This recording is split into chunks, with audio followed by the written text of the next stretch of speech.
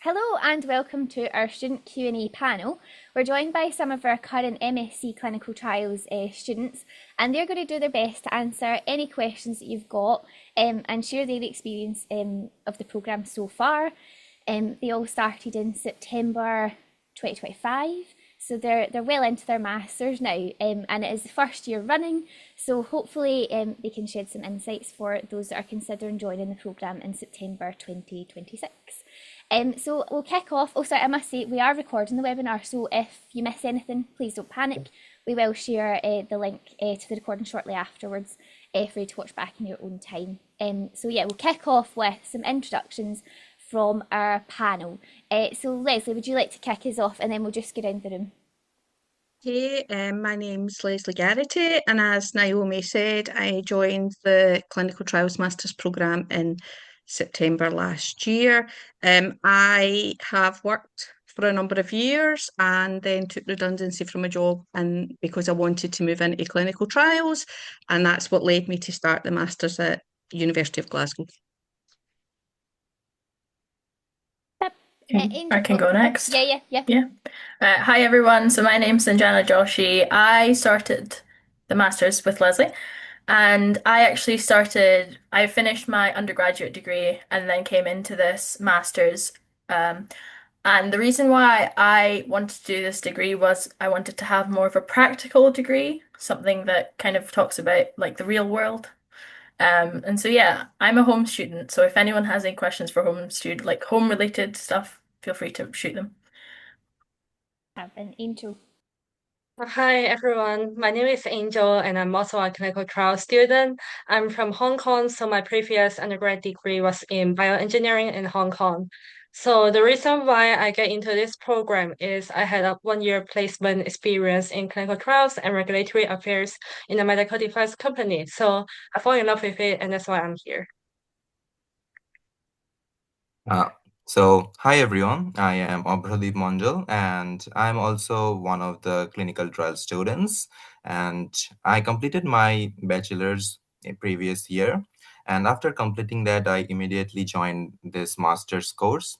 And I'm also one of the international students. So if you have any questions for international students specifically, I'm happy to answer that.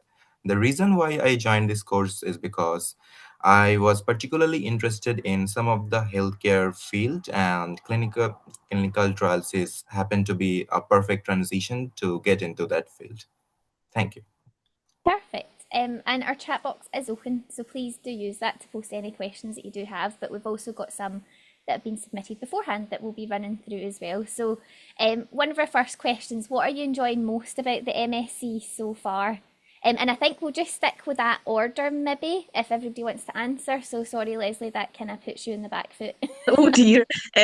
No, I think it's been really good because it's quite a diverse student population. There's people from all over the world, and it's a really good chance to mix with people from everywhere. And what I've found really good about the course is that the lecturing staff, Susan, the course leader in particular, is very, very supportive, and there's lots of other support out there. But yeah, and what I'm enjoying as well is learning a lot about clinical trials. As I say, it's something I've had an interest in, but I've got no experience in that field. So some things I thought I knew a wee bit about, but actually there's a lot more to learn. So yeah, it's been great. The one thing I really enjoy is we have a lot of group work. So we get to obviously mingle with people that we might not necessarily mingle with in the lectures. And obviously the group work is really linked to what we would be doing, or it's very much a case of what you would be doing at work or even what you might need to know. So it's a good way of learning stuff in a not in a very exam kind of format. It's just a good way of learning. And also what Leslie said, she liked the people here. I also enjoyed with the people here because as an international student, I feel like everyone is respecting each other's culture and then we are very harmonious. And also regarding the course content, I feel like the course curriculum is really tailored to the industrial needs. So it will help us to secure a job in the clinical trial fields. Well, for me, I guess there are numerous things I'm enjoying, but For me, the most enjoyable aspect is with interacting with different students with various academic backgrounds, cultures, and qualifications. Like learning something interesting every day, then sharing our own experiences and gaining knowledge from some of the best in the sector, and so on. And as Leslie said, that our staffs are so kind and they are very interactive with us as well. So I'm pretty sure that they will help you getting along with the course. And I think that actually goes for all of our programs. There's so much like student support services as well available in the university, and it's a case of if you're having an issue, the sooner you speak up, the sooner you can get put in touch with the relevant service or just a member of staff that can help you with any questions that you've got. We've had a few questions come through our chat box, so we'll pick up one of them just now. And someone's asked, coming from a clinical background, did you find the module quite math heavy? And is there anything that you would advise to brush up on before you join?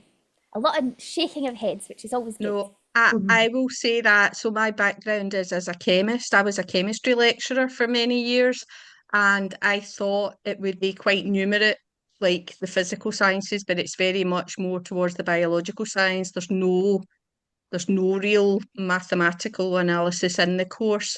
I did think that would be a bigger part of the course, but it's not. So please don't be worried about that at all. If that's somebody's a bit concerned about that, please don't be, because you don't need that, and anything you do need to know, they will tell you in the lectures.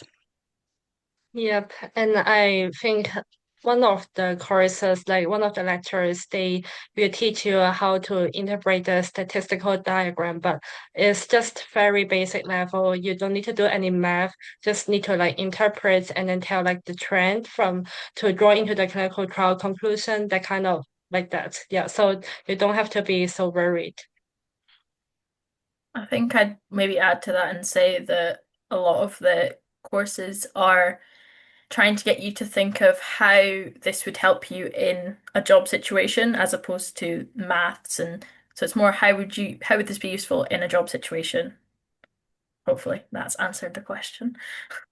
Fab, that's perfect. So yeah, you can relax. Nothing of the sort to worry about. Um, we've actually had a few questions submitted about sort of industry links and opportunities to network. How have you found that so far? Have you been given the opportunity to do that, or are there more coming up? There has been some, and there is more. So one, the course, in case anybody's not aware, is developed in partnership. So University of Glasgow, obviously, but in partnership with NHS and contributions from a commercial CRO, IQVIA. So IQVIA have been in and given some lectures. We've also been out and spent a day at IQVIA, and they are planning to come in a day next month to talk about careers and future jobs and things like that. So there's definitely input and interaction with IQVIA. And I think in years going forward, that will only strengthen, because obviously this is the first year of the course. And so, it's a new programme, and so the links are there. I think they will just continue to get stronger. And then I think for the NHS, from the NHS point of view, they've also had a very big input. We've had lots of lectures from them, particularly from their clinical trial unit, and they're kind of that team. And I do think that they also give us a certification as well. So for anyone who's interested, there's a good clinical practice certification that we get in as part of our one of our courses. So that's been really good, and we also went on a tour around their facilities as well and kind of spoke to some of their staff to kind of get a complete picture of all of the people you might be interacting with on a daily basis. And Yep. I think there is probably potential. I don't know if I'm not 100% sure, but I do think there might be some projects, or if they can't give you projects, they will try and give you some networking at the same time. Yeah, and also later in the month we will have a career event with IQVIA. Yep, and also during the lectures they're very like open to networking. You could always like go to them and then ask them questions regarding the lecture, regarding your career, your opportunities, and whether they could offer some placement opportunities. Yeah, they're very open about that. Oh, I think just a couple of weeks ago we had lectures from a medical communications, a few companies that do medical communications as well. So if that's something that people are interested in, there are a couple of lectures in a specific course that kind of you work with them and trying to understand what medical communications is. So there's a lot of points where you can meet different kind of people that do different kind of things. Well, and to add to that, I would say that yes, you will get plenty of opportunities to meet the industries. Like this year, we had a collaboration with the CRO IQVIA, and so we got a lot of insights from them as well as from the NHS. And apart from that, our university hosts quite many job fairs all around the year, and it's like very crucial that you attain them to build connection with the employers and getting more insights into the job market in general. And I think that's something else, isn't it? There's so much going on across the university that a lot of it is you just have to try and go and put yourself out there and interact with these people and make the most of the opportunities if you're in front of some industries to get your name out there, isn't it? There's so many questions coming through the chat box, which is amazing. So we're going to just try and cover them off. We've had a few as well about part-time job. So a master's can take up a lot of your time. It is full-time masters, so you've got a lot of studying out with your classes. But have any of you managed to do part-time work alongside your studies, or do you think you could if you don't have a job? So I, oh, sorry. But, I was just going in rotation, Sanjana, but on you go. personally, I don't have a part-time job, but I do know that there's quite a few people in our course that do have a part-time job. So I think it is something that is manageable. It's just, I think it's more for your comfort level if you feel comfortable taking up a part-time job and also doing your studies, or if you're happy or willing or able to just work on it full time. I think it's really up to you. I don't know if anybody else wants to add anything to that. Yeah, and Well, also I've, if you're I've, please go on sorry. if you want.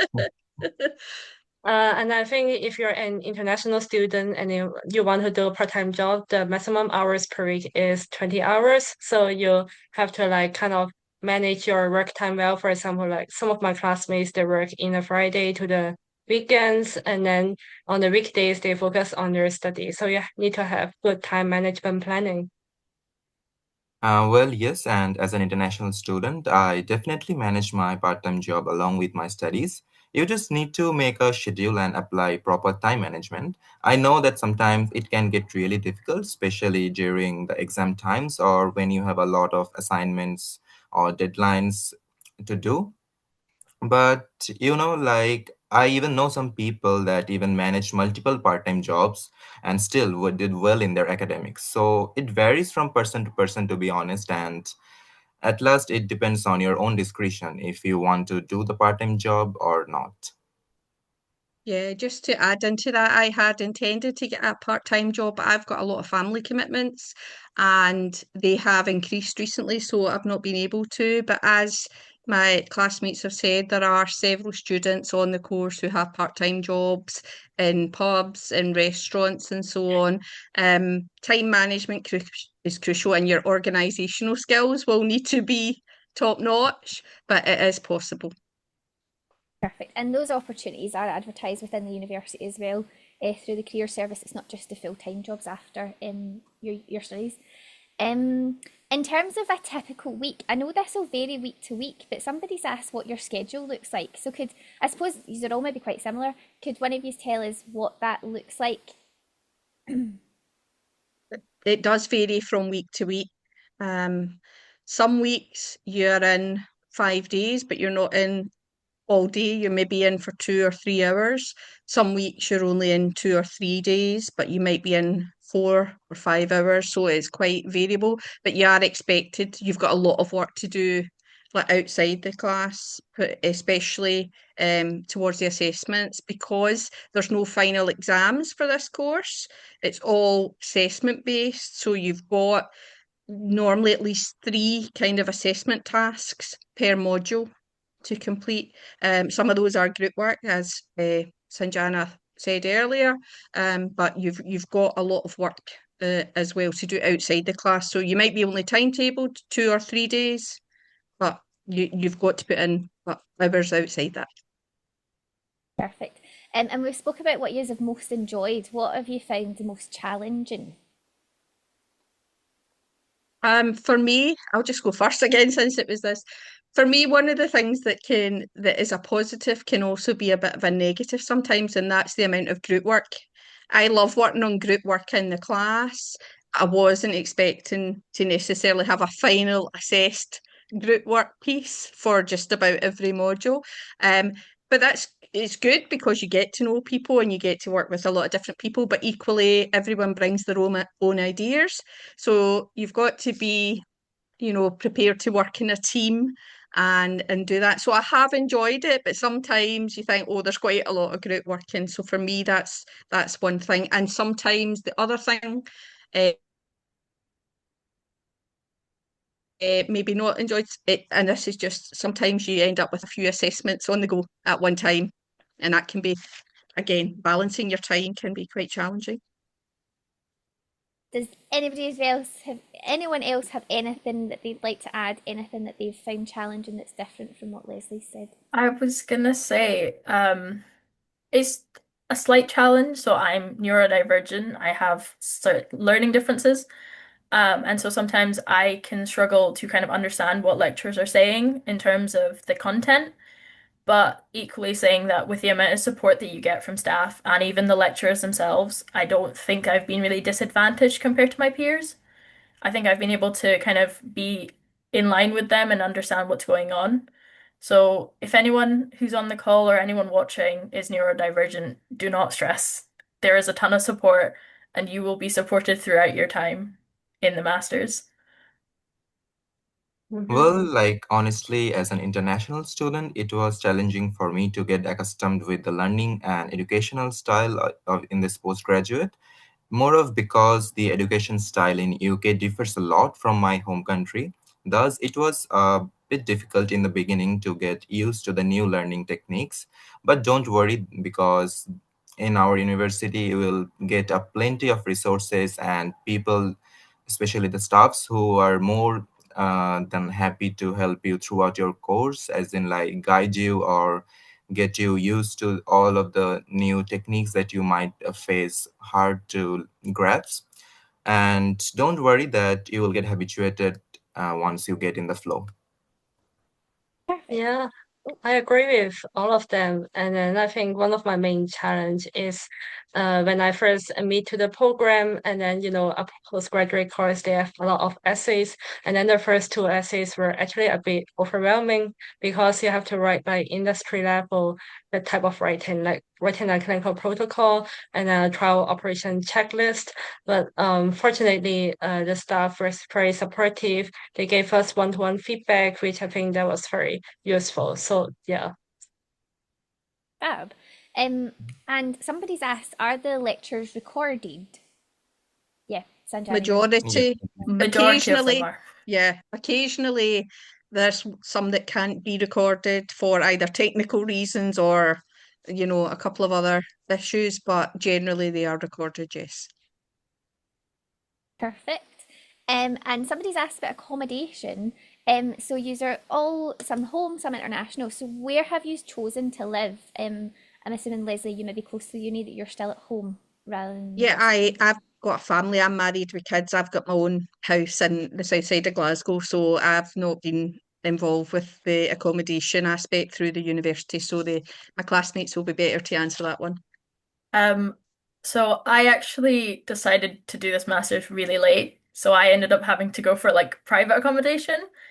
But so I live around in the city centre and there's a ton of accommodation. I know that some of my peers are living in private accommodation, some are living in, I don't know if any Angel or Aberdeen, you guys live in student, I'm like same with the you. uni. Yeah. I live in student accommodation actually, and it's like quite near to the university, more of like just a 15 minutes walk. So it's pretty near. Angel, I think you and I live quite close by. Neighbours? Yeah. But I will say there's a lot of like transport, even if you end up staying outside of the uni campus. So there's subway, there's buses. You're fine, don't worry. Yeah, Yeah, Google the Maps will be transport your in best here are friend for really finding your way available. Exactly. around. No, that's good. I think that's actually a good point to make, Sanjana. If you are applying, the earlier you can apply for student accommodation, the better. Even if you might look elsewhere, just get your place and then you can pay your deposit or not. But it just gives you that option rather than leaving it too late and then you don't have that option. Um, let's see what else we've got. We've had a few questions about your project, and I don't know if you have started that process yet about your Mm. topics. Do you know how that's going to work? Have you been given a bit of an idea? So do you choose your own, or is it a list that's provided? So what we know at the moment is that there's going to be a list provided, but it's in the approval system at the moment. There will be a placement or a project for everyone. The terms are used interchangeably on this course. There will be projects with academics at University of Glasgow. I believe there's maybe some with IQVIA input, some from NHS input, and maybe some offered from some other companies, because we've had a lecturer in, somebody coming in from BDG.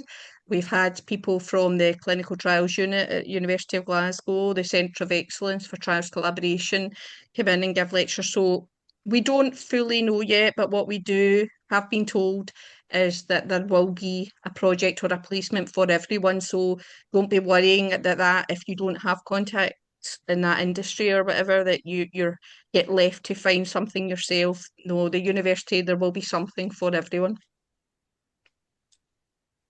That's great. And how are you feeling about the projects? Are you looking forward to it? Because a lot of students, that's their favourite part about their masters. Yeah. Yeah, Very like Santana, you looking Yeah, forward to it? Yeah, probably very excited about the industrial opportunities because Susan mentioned we might get to collaborate with the industry like IQVIA, NHS. Yeah. I think I'm more excited to see what types of projects we have. Yeah, I'm the same as Sanjana, that I just don't really know, because this is the first year of the course. We don't really know what projects are offered. I tried to look online to see if there was any indication. I found some that were offered by another university for their masters in clinical trials, but we were looking at them and I don't know if they'd all necessarily be suitable for our course, for what we've been taught. So it's really quite hard to gauge at the moment. But yeah, yeah, I believe we're going to receive the list like maybe next week after Easter, Soon, and then soon, I think. yeah, we'll get to choose hopefully after soon. that.